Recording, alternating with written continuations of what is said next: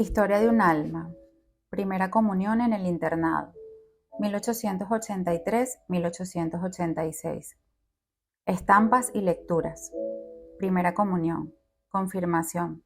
Enfermedad de escrúpulos. La señora de Papinau, hija de María, nuevas separaciones. Al hablar de las visitas a las Carmelitas, recuerdo la primera, poco tiempo después de la entrada de Paulina. Olvidé mencionarla más arriba, pero es un detalle que no debo omitir. Por la mañana, el día que iba a ir al locutorio, reflexionando solita en la cama, pues era allí donde hacía mi más profunda oración y todo lo contrario de la esposa de los cantares, allí encontraba a mi amado. Me preguntaba qué nombre tendría en el Carmelo. Sabía que había una hermana, Teresa de Jesús. Sin embargo, mi hermoso nombre de Teresa no me podía ser quitado. De pronto pensé en el niño Jesús, a quien tanto quería, y me dije, oh, qué contenta estaría de llamarme Teresa del Niño Jesús. Nada dije en el locutorio del sueño que había soñado despierta, pero la buena madre María de Gonzaga, al preguntar a las hermanas qué nombre me darían, pensó en llamarme con el nombre que yo había soñado. Mi alegría fue grande, y aquella feliz coincidencia de pensamientos me pareció una delicadeza de mi amado niño Jesús. He olvidado también, madre, algunos detallitos de mi infancia, anteriores a su entrada en el Carmelo. No le he hablado de mi gusto por las estampas y la lectura, y sin embargo, justamente a las hermosas estampas que usted me mostraba como premio, debo una de las alegrías más dulces y una de las más fuertes impresiones que me hayan incitado a la práctica de la virtud. Me pasaba las horas mirándolas, las florecillas del divino prisionero, por ejemplo. Me decía tantas cosas que me abismaba en ellas. Al ver el nombre de Paulina escrito al pie de la florcita, hubiese querido que también lo estuviese el de Teresa y me ofrecía a Jesús para hacer su florecilla. No sabía jugar, pero en cambio me gustaba mucho la lectura y me hubiera pasado la vida leyendo. Felizmente tenía para guiarme ángeles de la tierra que me elegían libros que me divertían y al mismo tiempo alimentaban mi corazón y mi espíritu. Por otra parte, podía leer solo durante un tiempo limitado, lo que me era motivo de grandes sacrificios, porque frecuentemente tenía que interrumpir la lectura en la mitad del pasaje más cautivante. Este atractivo por la lectura duró hasta mi entrada en el Carmelo. Me sería imposible decir el número de libros que pasaron por mis manos, pero Dios nunca permitió que leyese uno solo capaz de hacerme daño. Es verdad que al leer ciertos relatos caballerescos no siempre percibía en el primer momento la realidad de la vida, pero bien pronto Dios me hacía comprender que la verdadera gloria es la que durará eternamente y que para alcanzarla no es necesario realizar obras deslumbrantes, sino esconderse en practicar la virtud de manera que la mano izquierda no ignore lo que hace la derecha. Por eso, al leer los relatos de las hazañas patrióticas de las heroínas francesas, en especial de la venerable Juana de Arco, concebía un gran deseo de imitarlas. Me parecía sentir en mí el mismo ardor que las animaba a ellas, la misma inspiración celestial. Recibí entonces una gracia que he considerado siempre como una de las más grandes de mi vida, ya que a esa edad no recibía luces como ahora, en que estoy inundada de ellas. Pensaba que había nacido para la gloria y buscaba el medio de llegar a ella, y Dios me inspiró lo que acabo de escribir. También me hizo comprender que mi gloria propia no sería patente a los ojos de los mortales, que ella consistiría en llegar a ser una gran santa. Este deseo podría parecer temerario si se considera que débil e imperfecta era y cuánto lo soy todavía después de 7 años pasados en religión. Sin embargo, siempre siento la misma confianza audaz de llegar a ser una gran santa, pues no cuento con mis méritos, ya que no tengo ninguno, sino que espero en aquel que es la virtud, la santidad misma. Contentándose con mis débiles esfuerzos, Él mismo me elevará y cubriéndome con sus méritos infinitos me hará santa. No pensaba entonces cuánto había que sufrir para llegar a la santidad. Dios no tardó en mostrármelo, enviándome las pruebas que he referido más arriba. Ahora tengo que reanudar mi relato en el punto en que lo dejé. 3 meses después de mi mejoría, papá nos llevó a Alencón. Era la primera vez que yo volvía allá. Grande fue mi alegría al volver a ver los lugares donde había transcurrido mi infancia y sobre todo al poder rezar sobre la tumba de mamá y pedirle que me protegiera siempre. Dios me ha concedido la gracia de conocer el mundo, solo lo bastante para despreciarlo y alejarme de él. Podría decir que precisamente durante mi estadía en Alencón hice mi primera entrada en el mundo. A mi alrededor todo era alegría y felicidad. Era festejada, mimada, admirada. En una palabra, mi vida durante 15 días solo estuvo sembrada de flores. Confieso que la vida estaba para mí llena de encantos. La sabiduría tiene mucha razón cuando dice que el atractivo del mal oscurece el bien y el torbellino de la pasión altera una mente sin malicia.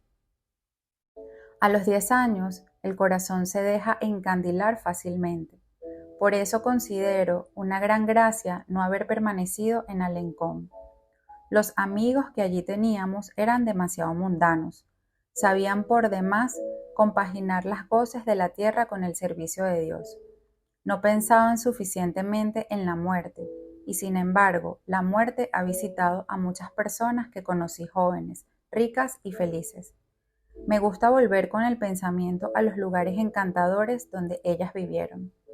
Preguntarme dónde están ahora, qué provecho sacan de los castillos y de los parques donde las vi gozar de las comodidades de la vida. Y veo que todo es vanidad y aflicción de espíritu bajo el sol, que el único bien es amar a Dios con todo el corazón, ser acá en la tierra pobres de espíritu.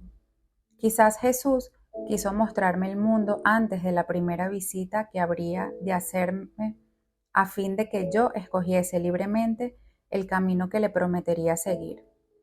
La época de mi primera comunión ha quedado grabada en mi corazón como un recuerdo sin nubes.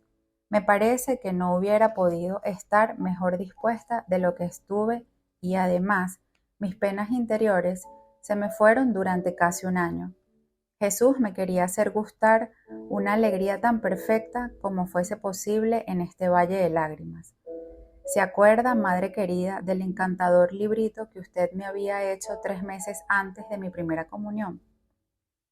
Él me ayudó a preparar mi corazón de una manera continua y rápida, pues si bien lo venía preparando desde hacía tiempo, era necesario darle un nuevo impulso, llenarlo de flores nuevas, a fin de que Jesús pudiera tener gusto en reposar en él. Cada día hacía gran número de prácticas que formaban otras tantas flores. Hacía un número de aspiraciones mucho mayor aún del que usted había escrito en mi libro para cada día y esos actos de amor formaban los pimpollos de las flores.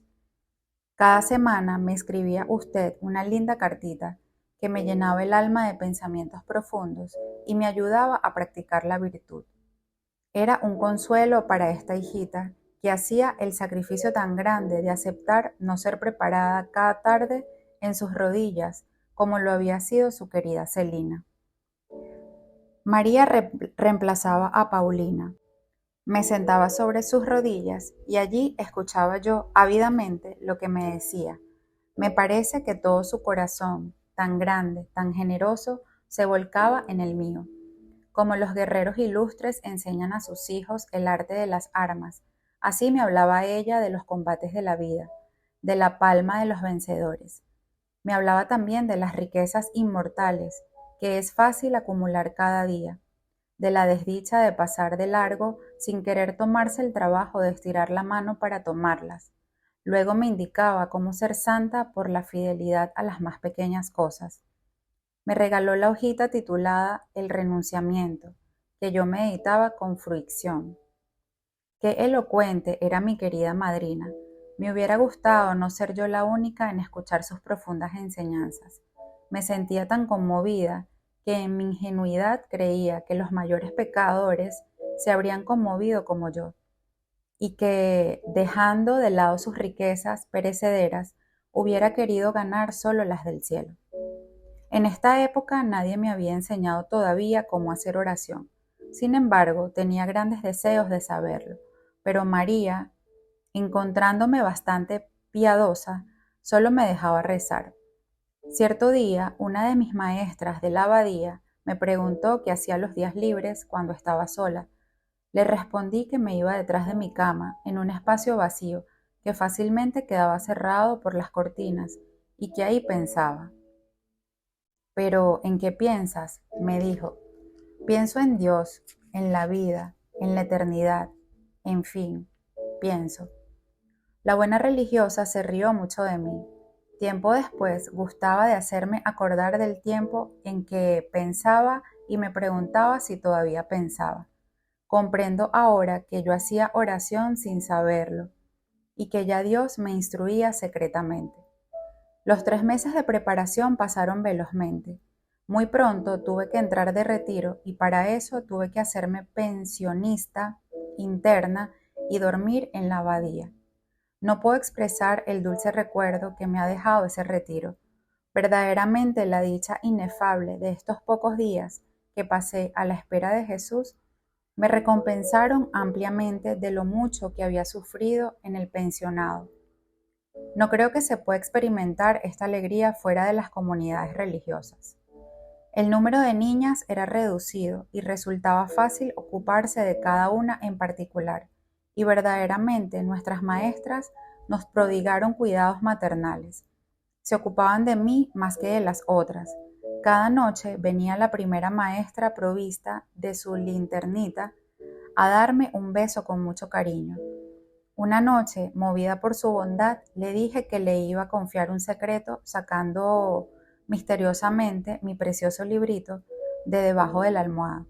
Se lo mostré con ojos radiantes de alegría. Por la mañana me parecía muy lindo ver que todas las alumnas se levantaban en cuanto las despertaban y hacer lo mismo que ellas. Pero no estaba acostumbrada a arreglarme sola. No estaba María para hacerme los rulos y tímidamente tenía que presentar mi peine a la maestra encargada del tocador. Ella reía al ver a una muchachita de 11 años que no sabía valerse sola, pero me peinaba aunque no tan suavemente como María. Sin embargo, no me atrevía a gritar, lo que ocurría a diario bajo la mano suave de mi madrina. Durante mi retiro tuve la experiencia de ser una niña mimada y rodeada de atenciones como pocas en el mundo, sobre todo entre las niñas sin madre. Todos los días venía a verme María y Leonía, junto con papá, que me llenaba de mimos, de manera que no sufrí por la privación de estar lejos de mi familia, y nada vino a oscurecer el hermoso cielo de mi retiro. Escuchaba con mucha atención las instrucciones del padre Domín y hasta escribía su resumen. En cuanto a mis pensamientos, no quise escribir ninguno, diciendo que los recordaría muy bien, lo que en verdad fue así. Me proporcionaba gran alegría asistir a todos los oficios con las religiosas. Me destacaba entre todas mis compañeras por un gran crucifijo que Leonía me había dado y que llevaba atravesado en mi cinturón al modo de los misioneros. Ese crucifijo despertaba la envidia de las religiosas que pensaban que quería imitar a mi hermana Carmelita. Por cierto, que era hacia ella a quien se dirigían mis pensamientos. Sabía que mi Paulina estaba de retiro como yo, no para que Jesús se diese a ella, sino para darse ella a Jesús. Esta soledad pasada en la espera me era pues doblemente querida. Recuerdo que una mañana me habían enviado a la enfermería porque tosía mucho. Desde que había estado enferma, mis maestras me prestaban mucha atención por un ligero dolor de cabeza o si me veía más pálida que de costumbre, me enviaban a tomar aire y a descansar en la enfermería. Vi entrar a mi Celina querida, que había obtenido permiso de venir a verme, a pesar del retiro, para darme una estampa que me dio un gran gusto. la florecilla del divino prisionero. Qué dulce fue para mí recibir este recuerdo, qué manos de Celina. Cuántos pensamientos de amor me inspiró esta estampa.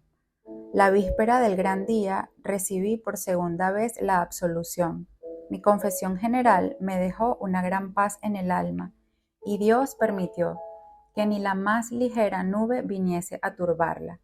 Por la tarde pedí perdón a toda la familia que vino a verme, pero pude expresarme solo por mis lágrimas.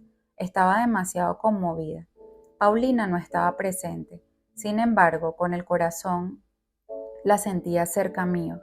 Me había enviado por medio de María una preciosa estampa que no me cansaba de admirar y de hacer que todo el mundo la admirase.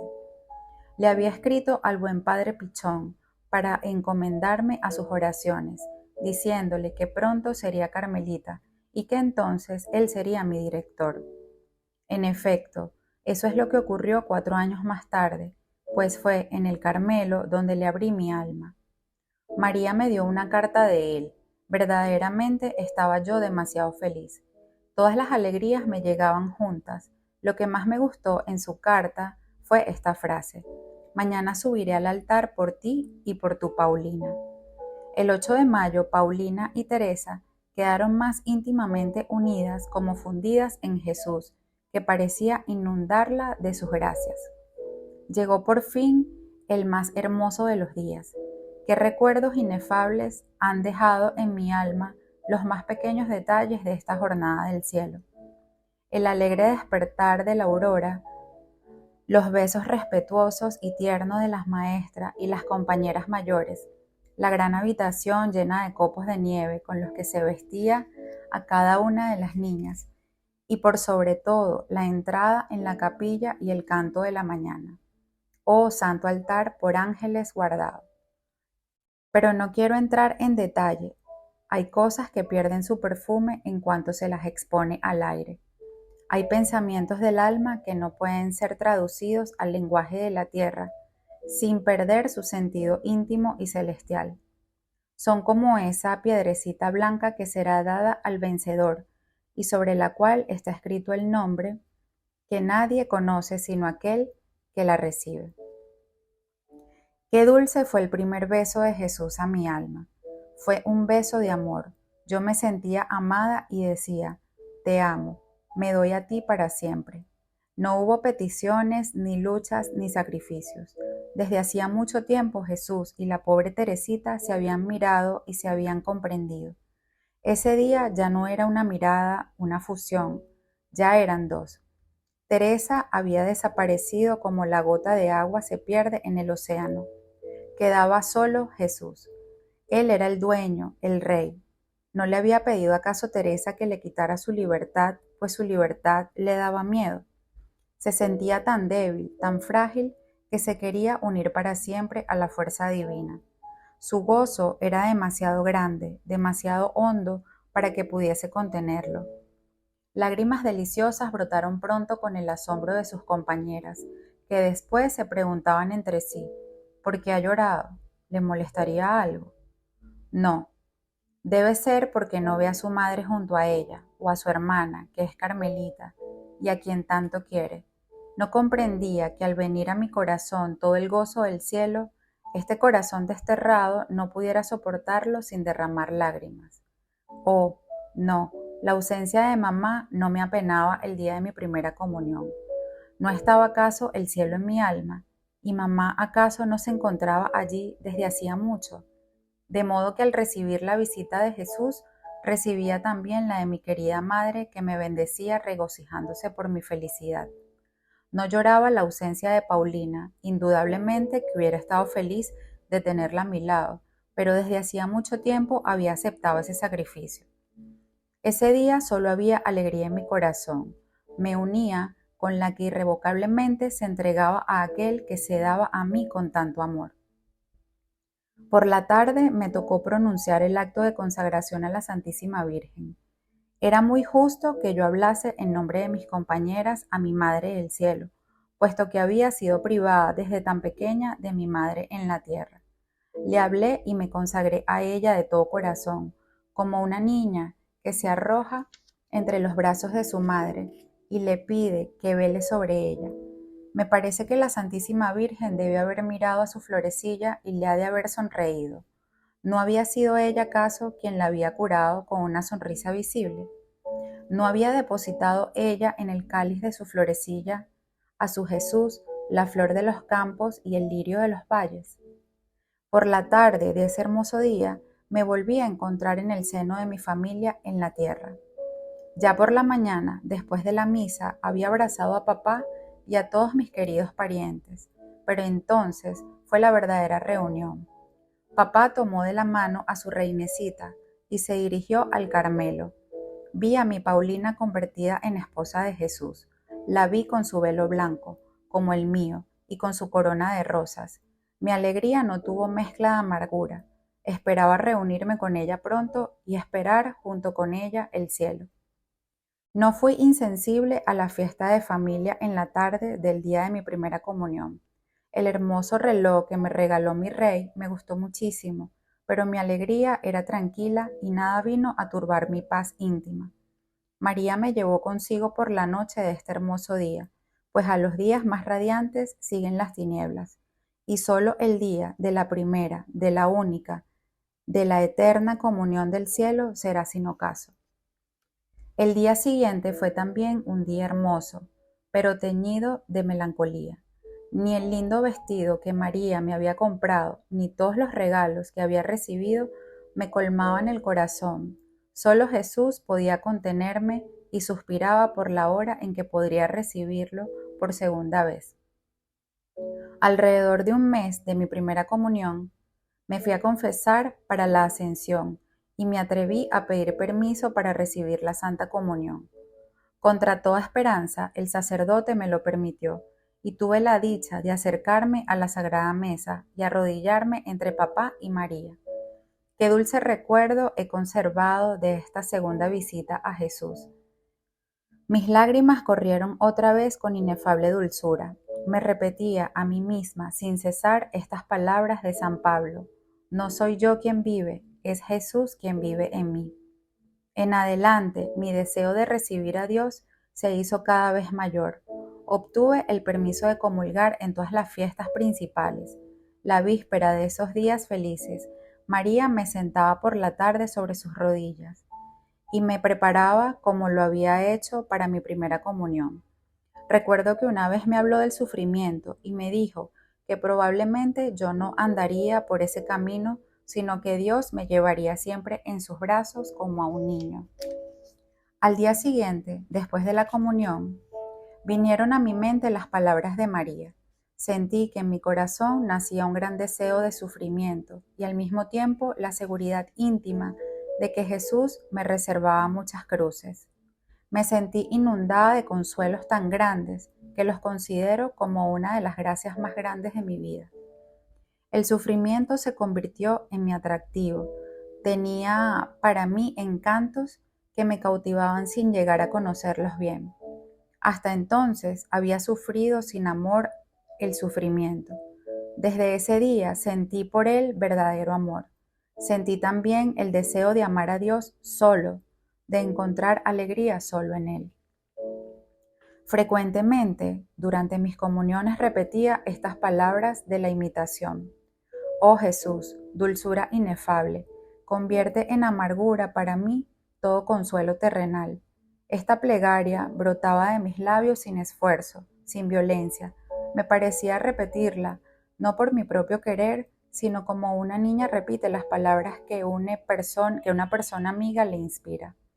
Más tarde le contaré, madre querida, cómo quiso Jesús cumplir mi deseo, como fue siempre Él solo mi dulzura inefable. Si se lo contara ahora, me vería obligada a anticiparme al tiempo de mi vida de jovencita, y todavía me quedan muchos detalles por contarle sobre mi vida de niña.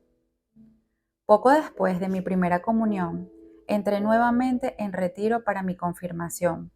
Me había preparado muy cuidadosamente para recibir la visita del Espíritu Santo. No comprendía que no se prestara gran atención a la recepción de este sacramento de amor. Ordinariamente se hacía un solo día de retiro para la confirmación, pero como Monseñor no pudo venir en el día señalado, tuve el consuelo de tener 2 días de soledad.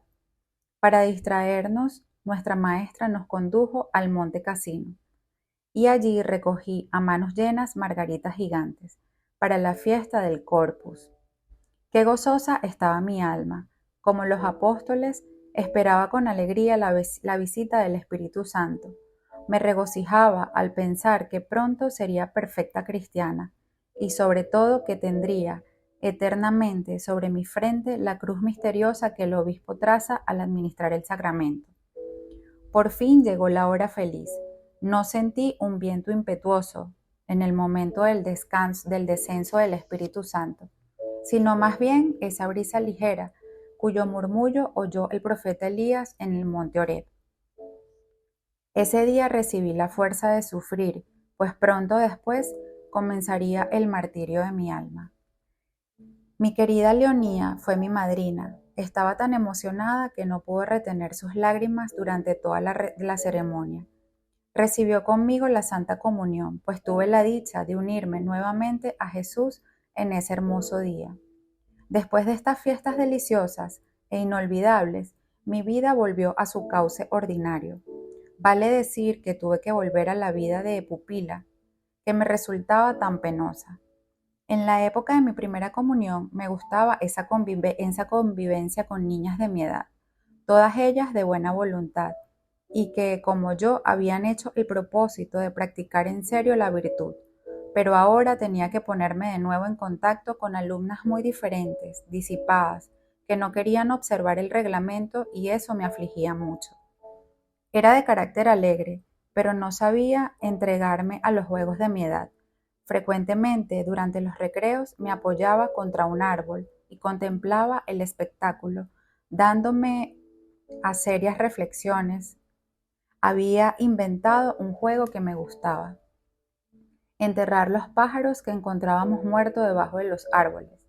Muchas de las alumnas quisieron ayudarme, de suerte que nuestro cementerio resultó muy lindo, plantado con árboles y flores, proporcionados al tamaño de nuestras avecillas. También me gustaba contar cuentos que iba inventando a medida que se me iban ocurriendo. Mis compañeras me rodeaban con interés y a veces las alumnas mayores se agregaban al grupo de oyentes. El mismo cuento duraba varios días, porque me complacía en hacerlo cada vez más interesante a medida que veía la impresión que causaba y que se manifestaba en las caras de mis compañeras. Pero bien pronto la maestra me prohibió continuar con mi oficio de orador, pues quería vernos jugar y correr, y no discurrir. Retenía fácilmente el sentido de lo que aprendía, pero me costaba aprender al pie de la letra. Por eso, en el año que precedió a mi primera comunión, casi todos los días pedí permiso para estudiar el catecismo durante los recreos. Mis esfuerzos fueron coronados por el éxito y fui siempre la primera. Si por casualidad, por una sola palabra olvidada, perdía mi puesto, mi dolor estallaba en lágrimas amargas que el padre Domin no sabía cómo calmar. Estaba muy contento conmigo, no cuando lloraba, y me llamaba su doctorcito por causa de mi nombre de Teresa. Cierta vez, la alumna que me seguía no supo hacerle a su compañera la pregunta del catecismo. El padre Domin preguntó a las siguientes alumnas, una por una, pero en vano. Entonces volvió a preguntarme a mí diciéndome que iba a ver si yo merecía el primer puesto que ocupaba. En mi profunda humildad estaba esperando justamente eso. Me levanté muy segura y dije lo que se me preguntaba sin una sola falta, con gran asombro de todas. Después de mi primera comunión, mi celo por el catecismo continuó hasta el día del colegio. Me iba muy bien en los estudios, casi siempre era la primera. Mis mayores éxitos eran historia y redacción. Todas mis maestras me consideraban una alumna muy inteligente.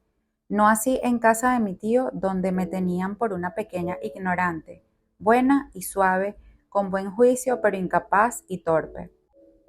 No me sorprende esta opinión que de mí tenían, y sin duda tienen todavía mi tío y mi tía, porque como era muy tímida, casi no hablaba, y cuando escribía, mi letra de gato y mi ortografía, ni más ni menos que natural, no eran para entusiasmar a nadie. Las labores de costura, bordados y otras por el estilo las hacían bien en opinión de mis maestras, pero la poca destreza con que tomaba en mis manos la labor justificaba la opinión poco favorable que tenían de mí. Considero esto como una gracia. Dios, queriendo que mi corazón fuera para Él solo, escuchaba desde entonces mi ruego, tornando en amargura los consuelos de la tierra. Tanto más necesitaba de ello, cuanto que no hubiera sido insensible a las alabanzas. Frecuentemente se ponderaba en mi presencia la inteligencia de los otros, pero jamás la mía. Entonces saqué la conclusión de que no la tenía y me resigné a verme privada de ella.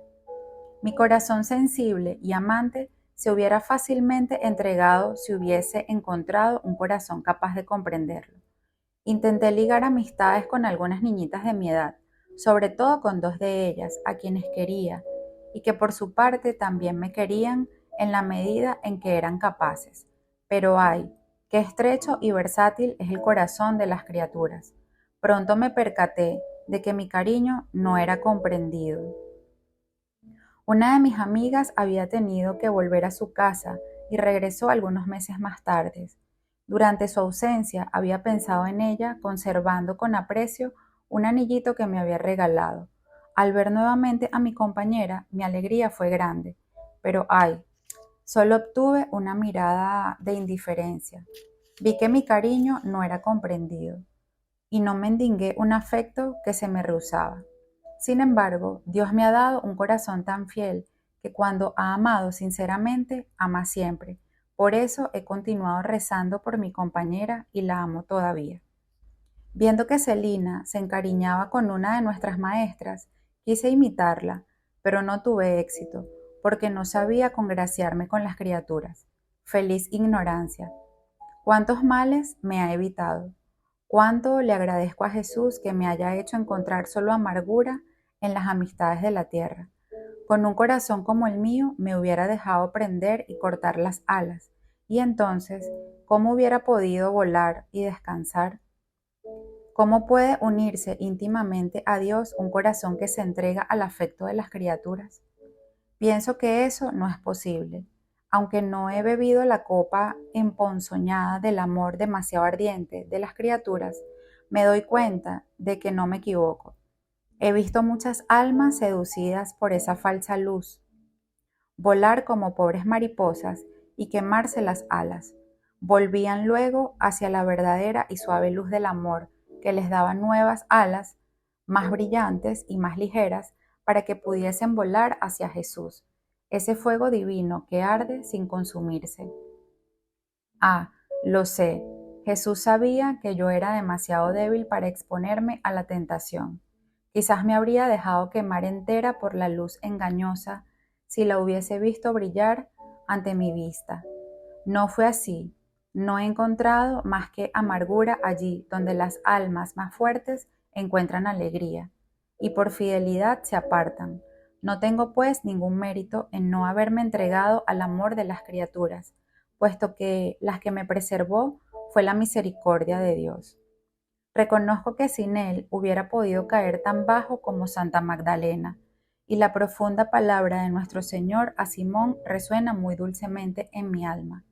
Lo sé, aquel a quien menos se perdona, ama menos, pero sé también que Jesús me ha perdonado más que a Santa Magdalena, ya que Él me ha perdonado por adelantado, impidiéndome caer. ¿Cuánto querría poder explicar mi pensamiento? Trataré de expresarlo con este ejemplo. Imagino que el hijo de un hábil médico tropieza en su camino con una piedra que lo hace caer, y en su caída se rompe un miembro. Inmediatamente acude a su padre. Lo levanta con cariño, cura sus heridas, empleando todos los recursos de su arte, y pronto su hijo, totalmente curado, le da muestras de su agradecimiento. Sin duda que este hijo tiene mucha razón de amar a su padre, pero voy a imaginar otra cosa. El padre, habiendo visto que en el camino de su hijo se encontraba una piedra, se apresura a adelantarse y la retira sin que nadie lo vea. Ciertamente este hijo, objeto de su preveniente ternura, al ignorar la desgracia de la que ha sido liberado por su padre, no le demostrará su agradecimiento y lo amará menos que si hubiera sido curado por él. Pero si llega a conocer el peligro de que se ha librado, ¿no lo amará acaso mucho más? Pues bien, yo soy esa hija, objeto del amor preveniente de un padre que ha enviado a su verbo para rescatar no a los justos, sino a los pecadores. Quiere que yo lo ame porque me ha perdonado, no mucho, sino todo. No esperó que lo amase mucho como Santa Magdalena, sino que ha querido que yo sepa cómo me había amado con un amor de inefable previsión, a fin de que ahora lo ame hasta la locura. He oído decir que no se ha hallado un alma pura que ame más que un alma arrepentida. ¿Cuánto querría desmentir esa expresión? Me doy cuenta de que estoy muy lejos de mi tema. Por eso me apresuro a volver a él. El año siguiente a mi primera comunión pasó casi por entero sin pruebas interiores para mi alma. Fue durante mi retiro de segunda comunión cuando me vi asaltada por la terrible enfermedad de los escrúpulos. Hay que haber pasado por tal martirio para comprenderlo realmente. Me sería imposible expresar cuánto sufrí durante un año y medio. Todos mis pensamientos y mis más simples acciones se convertirían para mí en motivo de turbación. No hallaba reposo más que diciéndoselas a María, lo que me costaba mucho porque me creía obligada a decirle todas las cosas extravagantes que de ella pensaba. En cuanto me descargaba de ese peso, encontraba un instante de paz, pero esta paz pasaba como un relámpago y enseguida mi martirio empezaba de nuevo. Cuánta paciencia necesitó mi María querida para escucharme sin manifestar el menor fastidio. Apenas regresaba de la abadía, empezaba a rizarme el cabello. Para el día siguiente, pues para complacer a papá, la reinecita llevaba el cabello rizado todos los días, con gran asombro de sus compañeras y sobre todo de sus maestras, que no veían a otra chica tan mimada por sus padres. Y durante toda la sesión no dejaba de llorar contando todos mis escrúpulos. Celina terminó sus estudios a fin de año y volvió definitivamente a casa. La pobre Teresa, al verse obligada a volver sola al colegio, no tardó en caer enferma, puesto que el único atractivo que la retenían en el colegio era el de vivir con su inseparable Celina, y sin ella a su hijita le fue imposible quedarse allí. Salí de la abadía a los 13 años y continué mi educación tomando varias clases por semana en lo de Papineau. Era una buenísima persona, muy instruida, pero con cierta modalidad de solterona. Vivía con su madre y era encantador ver a la familia que formaban las tres, porque la gata era de la familia, y yo tenía que soportar que ronronease sobre mis cuadernos y hasta admirar su linda estampa. Tenía para mí la ventaja de vivir en la intimidad de una familia. Los buissonets quedaban demasiado lejos para las piernas un tanto envejecidas de mi maestra, que había pedido que yo fuese a su casa para las clases.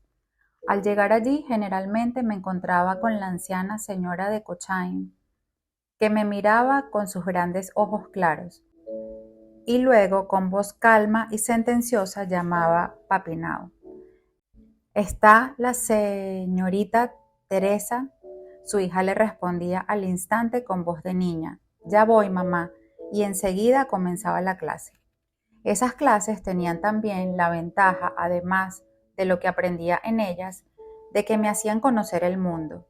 ¿Quién lo hubiera creído? En esa sala, amueblada a la antigua, rodeada yo de libros y de cuadernos, asistía frecuentemente a visitas de toda clase, sacerdotes, señoras, jovencitas, etc. La señora de Cochain, en cuanto le era posible, hacía el gasto de la conversación a fin de que su hija me pudiera dar la clase. Pero en tales días no aprendía gran cosa. Con la nariz metida en el libro escuchaba todo lo que se decía, hasta lo que más me hubiese valido no escuchar. La vanidad se desliza tan fácilmente dentro del corazón. Una señora decía que yo tenía muy lindo pelo. Otra, al salir y creyendo que yo no la oía, preguntaba quién era esa jovencita tan bonita. Y esas palabras, tanto más halagadoras, cuanto que no eran pronunciadas delante mío, me dejaban en el alma una impresión de placer que me demostraba claramente cuán llena de amor propio estaba.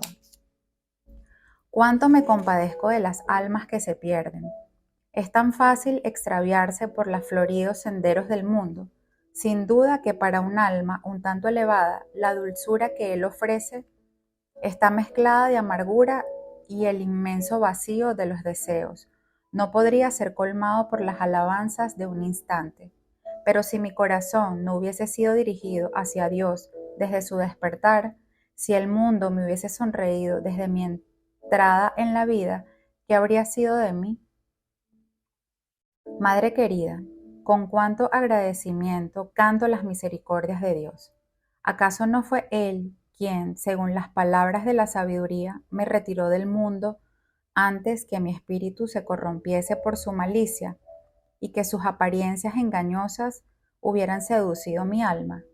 También la Santísima Virgen velaba sobre su florecilla, y no queriendo que se fuera a empañar con el contacto de las cosas terrenales, se la llevó a su montaña, sin esperar a que abriese su corola. Entretanto, y a la espera de ese feliz momento, Teresita crecía en el amor a su Madre del Cielo. Para probarle este amor hizo una acción que le costó mucho y que voy a relatar en pocas palabras, a pesar de su longitud. Casi inmediatamente después de mi entrada en la abadía, había sido recibida en la Asociación de los Santos Ángeles. Las prácticas de devoción que me exigían me gustaban mucho porque yo tenía un atractivo especial por rezar a los espíritus bienaventurados del cielo, y en particular al que Dios me ha dado por compañero en este destierro. Poco después, mi primera comunión, la cinta de aspirantes de las hijas de María sustituyó a la de los santos ángeles, pero dejé la abadía antes de haber sido recibida en la congregación de la Santísima Virgen. Como había salido antes de acabar mis estudios, no se me permitía ingresar en ella como exalumna. Confieso que no deseaba ardientemente este privilegio, pero pensando que todas mis hermanas habían sido hijas de María, temí ser menos hijas de mi Madre de los cielos que ellas, y muy humildemente, aunque me costaba muchísimo, fui a pedir permiso para ser recibida en la congregación de la Virgen en la abadía. La primera maestra no me lo quiso negar, pero me puso como condición que fuera al colegio 2 veces por semana, por la tarde, a fin de mostrar si era digna de ser admitida. Lejos de constituir un gusto para mí, este permiso me costó terriblemente. No tenía, como las otras exalumnas, una maestra amiga con la que pudiese pasar varias horas. Por eso me contentaba con ir a saludar a la maestra y luego trabajaba en silencio hasta que terminaba la clase de labores. Nadie se ocupaba de mí, de modo que yo podía subir a las tribunas de la capilla y permanecer delante del Santísimo Sacramento hasta que papá venía a buscarme. Ese era mi único consuelo. ¿No era acaso Jesús mi único amigo? Solo sabía hablarle a él. Las conversaciones con las criaturas, aun las conversaciones piadosas, me cansaban el alma. A mi entender, valía más hablar con Dios que hablar de Dios, pues cuánto amor propio se mezcla en las conversaciones espirituales. Realmente iba a la abadía solo por la Santísima Virgen. A veces me sentía sola, muy sola, como en los días de mi vida de pupila, cuando me paseaba triste y enferma por el gran patio. Repetía estas palabras que siempre hacían renacer nueva fuerza y paz en mi corazón. La vida es tu navío y no tu morada. Desde pequeña estas palabras me daban ánimo. Todavía ahora, a pesar de los años que hacen el desaparecer tantas impresiones de piedad infantil, la imagen del navío me encanta y me ayuda a soportar el destierro. ¿No hice también la sabiduría que la vida es como una nave que surca el mar agitado sin que pueda descubrirse la huella de su paso? Cuando pienso en estas cosas, mi alma se sumerge en lo infinito. Me parece que yo estoy tocando la ribera eterna. Me parece recibir el beso de Jesús. Creo ver a mi Madre del Cielo venir a mi encuentro junto con papá, mamá, los cuatro angelitos. Creo gozar por fin para siempre de la verdadera, de la eterna vida de familia.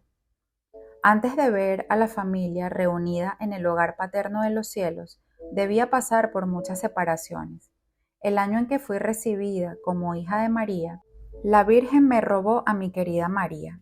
Era el único sostén de mi alma. Era María quien me guiaba, me consolaba, me ayudaba a practicar la virtud. Era mi único oráculo. Claro que Paulina permanecía muy dentro de mi corazón, pero Paulina estaba lejos, muy lejos de mí. Había padecido un martirio para habituarme a vivir sin ella, para ver entre ella y yo muros infranqueables, pero al fin había acabado por reconocer la triste realidad. Paulina estaba perdida para mí, casi como si estuviese muerta. Me amaba siempre, rezaba por mí, pero a mis ojos, mi Paulina querida se había convertido en una santa que no podía ya comprender las cosas de la tierra y las miserias de su pobre Teresa. Si las hubiera conocido, le habrían asombrado e impedido amarla tanto como antes. Por otra parte, aunque hubiese querido hacerle mis confidencias, como en los buissonets, no habría podido. Los locutorios eran solo para María. Celina y yo teníamos permiso de entrar al final, justo para tener el tiempo de que se nos apretara el corazón. De modo que en realidad no la tenía más que a María. Me era, por decirlo así, indispensable. Solo a ella confiaban mis escrúpulos, y le era tan obediente que nunca conoció mi confesor mi molesta enfermedad. Yo confesaba exactamente el número de pecados que María me había permitido confesar, ni uno de más, de modo que hubiera podido pasar por ser el alma menos escrupulosa de la tierra, aunque lo era en grado extremo. María sabía, pues, todo lo que pasaba en mi alma. También conocía mi deseo de entrar al Carmelo, y yo la quería tanto que no podía vivir sin ella. Todos los años nos invitaba mi tía por turno a su casa de Trouville. Me hubiera gustado mucho ir, pero con María. Cuando no estaba con ella me aburría mucho. Sin embargo, una vez estuve muy contenta en Trouville. Era el año en que papá viajó a Constantinopla, para que nos distrajéramos un poco, porque estábamos muy tristes sabiéndolo a papá tan lejos. María nos mandó a Celina y a mí a pasar 15 días junto al mar. Me divertí mucho porque mi Celina estaba conmigo. Mi tía nos dio todos los gustos posibles, paseos en burro, pesca de peces, etc. Era todavía muy infantil a pesar de mis 12 años y medio. Me acuerdo que contenta estuve con un moño celeste que mi tía me había regalado para el pelo. Y hasta me acuerdo que en Trouville me confesé de ese placer infantil que me parecía un pecado. Una tarde tuve una experiencia que me asombró mucho. María, a quien casi siempre le dolía algo, lloriqueaba a menudo. Entonces mi tía la acariciaba, le prodigaba los más tiernos nombres y mi querida primita, a pesar de todo, seguía lagrimeando y diciendo que le dolía la cabeza. Yo, que tenía casi todos los días dolor de cabeza y no me quejaba, quise una tarde imitar a María. Me creí en la obligación de arrinconarme en un sillón y lagrimear. Pronto me rodearon Juana y mi tía preguntándome qué me pasaba. Respondí como María. Me duele la cabeza. Parece que eso de quejarme no me sentaba bien. Jamás las pude convencer de que el dolor de cabeza me hiciese llorar. En vez de acariciarme, me hablaron como a una persona adulta, y Juana me reprochó que no tuviese confianza en mi tía, pues pensaba que pudiera tener una inquietud de conciencia. En fin, aprendí la lección a mis costas y me resolví a no imitar nunca a los otros. Comprendí la fábula del asno y el cachorro. Yo era el asno, que viendo las caricias que le prodigaban al cachorrito, había colocado mi pesada pasta sobre la mesa, para que recibiera su cuota de besos. Pero ay, si bien no recibí los bastonazos que recibió el pobre animal, recibí verdaderamente la moneda de mi paga, y dicha moneda me curó para siempre el deseo de atraer la atención. El único esfuerzo que hice para ello me costó demasiado caro. El año siguiente, que fue el de la partida de mi querida madrina, mi tía me volvió a invitar, pero esta vez a mí sola, y me encontré tan fuera del ambiente que a los 2 o 3 días caí enferma y tuvieron que llevarme de vuelta a Lisieux. Temieron que mi enfermedad fuera grave, pero fue tan solo la nostalgia de los buissonets. No bien puse el pie en casa, volvió la salud. Y a esa niña iban a quitarle, Dios, el único apoyo que le ataba la vida. En cuanto supe la determinación de María, resolví no buscar placer alguno en la tierra. Desde mi salida del colegio me había instalado en el antiguo cuarto de pintura de Paulina, que había arreglado a mi gusto. Era un verdadero bazar, un conjunto de piedad y de curiosidades, un jardín y una pajarera. Por ejemplo, en el fondo se destacaba sobre la pared una gran cruz de madera negra sin el Cristo y algunos dibujos que me gustaban. En otra pared, una canasta adornada con muselina y cintas rosadas con hierbas aromáticas y flores. Por fin, en una tercera pared, estaba colgando como pieza única el retrato de Paulina a los 10 años. Debajo de este retrato había una mesa y encima una jaula, grande con muchos pájaros, cuyos gorjeos melodiosos rompían la cabeza de las visitas, pero no la de su dueña, que los quería mucho. Estaba también mi mueblecito blanco lleno de mis libros de estudios, cuadernos, etc. Sobre este mueble había una estatua de la Santísima Virgen con floreros, siempre con flores naturales, y velas todo alrededor. Gran cantidad de estatuitas de santos y de santas, canastitas de conchillas, cajas de cartulina, etc. Por fin, mi jardín colgante delante de la ventana y en él macetas de flores, las más raras que podía encontrar. Tenía también una jardinera en el interior de mi museo, donde colocaba mi planta privilegiada. Frente a la ventana estaba mi mesa cubierta con una carpeta verde.